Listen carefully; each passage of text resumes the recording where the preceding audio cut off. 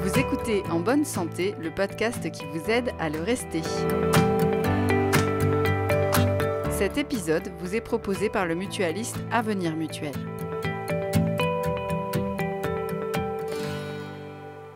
Bonjour à tous, je m'appelle Léa et je vous souhaite la bienvenue dans ce podcast. Ce nouvel épisode est dédié au cœur des femmes. Contrairement à une idée reçue, les maladies cardiovasculaires ne touchent pas que les hommes. Les femmes aussi sont concernées. On observe même une augmentation du nombre d'infarctus chez les femmes jeunes. Pourquoi ? Plusieurs explications sont avancées.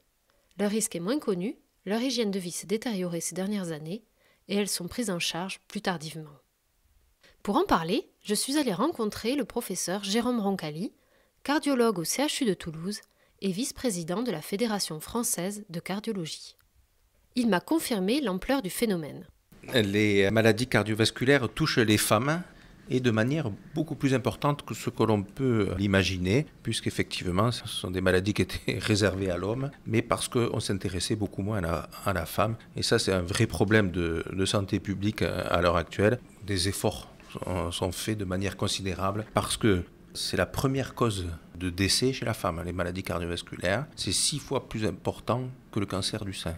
Au cours de la vie des femmes, plusieurs changements hormonaux s'opèrent. Ce sont des moments qui sont plus particulièrement sensibles vis-à-vis du risque cardiovasculaire.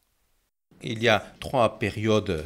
C'est la période de la femme plus jeune, avec la période d'utilisation des moyens de contraception, la pilule. Il y a les périodes de grossesse qui occasionnent donc une modification du statut hormonal. Donc il faut surveiller la pression artérielle parce que ça peut être à l'origine de complications. L'hypertension artérielle gravidique peut être à l'origine de complications aussi bien pour l'enfant que pour la mère. Et puis ensuite, la femme est ménopausée. Bien, son risque cardiovasculaire va rejoindre progressivement celui de l'homme, d'autant qu'elle aura cumulé les facteurs de risque comme le tabac, l'hypercholestérolémie, le diabète, la sédentarité là encore, et bien sûr le surpoids avec l'obésité.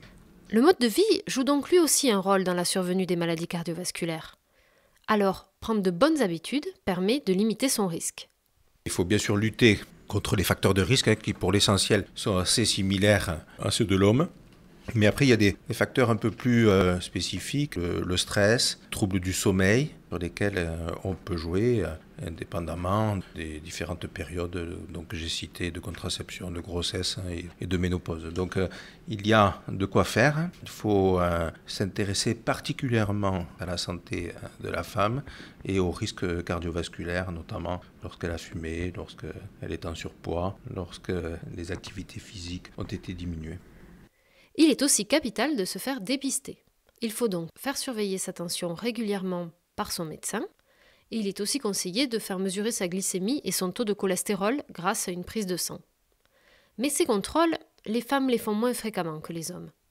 Les examens complémentaires de dépistage sont moins souvent réalisés. C'est le même type d'examen, mais ils sont moins souvent réalisés parce que la femme consulte moins souvent ou plus tardivement, et les conséquences en termes de mortalité sont importantes parce qu'il y a du retard diagnostique, parce qu'il y a un défaut de prise en charge, parce qu'elles sont moins bien souvent traitées, parce qu'elles ont toute la vie à la fois professionnelle, familiale à gérer, et elles sont un peu moins attentives à leur santé, et donc il faut les inciter à avoir recours aux mêmes éléments diagnostiques que l'homme, et on diminuera le risque cardiovasculaire.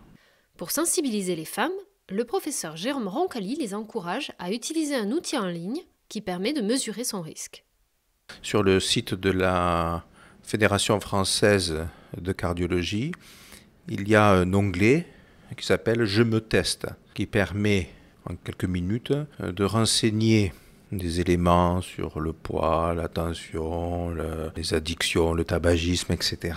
et qui va vous donner le risque de mortalité à 10 ans. Donc c'est une évaluation du risque cardiovasculaire avec un risque léger, moyen ou important pour lesquels il faut consulter et intensifier la prise en charge des facteurs de risque cardiovasculaire. Donc ça, c'est facilement accessible sur le site internet de la Fédération française de cardiologie sous l'onglet « Je me teste ». Malheureusement, la prévention ne suffit pas toujours et un infarctus peut survenir. Dans ce cas, les patients ressentent alors le plus souvent une douleur dans la poitrine qui serre et qui irradie dans les bras, la mâchoire et le dos. C'est une urgence vitale. Mais les femmes, elles, peuvent avoir des symptômes un peu différents, qui peuvent être trompeurs. Or, ces signes avant-coureurs doivent tout autant alerter. Les événements cardiaques tels que l'infarctus du myocarde chez la femme sont à l'origine de signes d'alerte et de symptômes qui ne sont pas aussi classiques, aussi standardisés que chez l'homme. Mais chez la femme, eh bien, on peut parfois avoir des symptômes moins marqués qui peuvent s'accompagner de malaise, de sueur, de palpitations, de nausées, qui peuvent parfois être négligés plus facilement par les femmes parce qu'elles se disent « oh, c'est une maladie d'homme, ça ne va pas être un infarctus du myocarde », qui ont aussi ce sens de la responsabilité familiale, etc., qui font qu'elles vont d'abord s'occuper de leurs enfants et puis être moins attentives à leur symptomatologie et du coup, elles vont avoir souvent une prise en charge un peu retardée parce qu'elles ne seront pas venues tout de suite aux premiers symptômes. Et donc ça aggrave la mortalité cardiovasculaire chez la femme.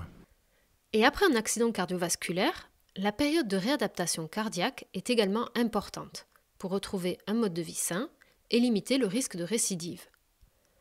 Elle se déroule généralement dans un centre spécialisé, en hospitalisation complète ou en ambulatoire. Une équipe pluridisciplinaire accompagne le patient et lui propose un programme de rétablissement personnalisé. La réadaptation dure 3 à 4 semaines en moyenne. Mais les femmes sont sous-représentées dans ces stages. Souvent, quand on a fait un événement cardiovasculaire, notamment un infarctus, on recommande de faire de la réadaptation cardiovasculaire pour justement apprendre à refaire de l'exercice, à limiter les facteurs de risque, etc. Et on a constaté que chez la femme, il y avait un taux beaucoup moins important que d'hommes qui allaient faire la réadaptation cardiovasculaire, alors que ça diminue quand même de 25% le risque de récidive. Donc c'est important de proposer aux femmes d'avoir la même prise en charge que l'homme. Mais les femmes, elles vont moins souvent. Pourquoi ? Parce que ça arrive, elles sont assez jeunes, et du coup, elles ont à gérer les enfants, etc. Et elles vont moins souvent dans les centres de réadaptation cardiovasculaire. Voilà. Il y a des efforts à faire sur cet aspect-là également, après la survenue éventuellement d'un infarctus du myocarde. Tout au long de leur vie, les femmes doivent donc préserver leur cœur. Elles doivent le faire à titre individuel, en adoptant une bonne hygiène de vie, en se faisant dépister et en étant attentives à leurs éventuels symptômes. Mais prendre soin du cœur des femmes, s'intéresser à leurs spécificités, doit aussi devenir un objectif collectif que nous devons tous nous fixer. C'est ainsi que l'on pourra enrayer la progression des maladies cardiovasculaires chez les femmes et enfin faire évoluer les choses. Vous venez d'écouter En bonne santé, un podcast du mutualiste Avenir Mutuel. Cet épisode a été produit par le réseau des éditeurs de revues et réalisé par l'agence SIEM.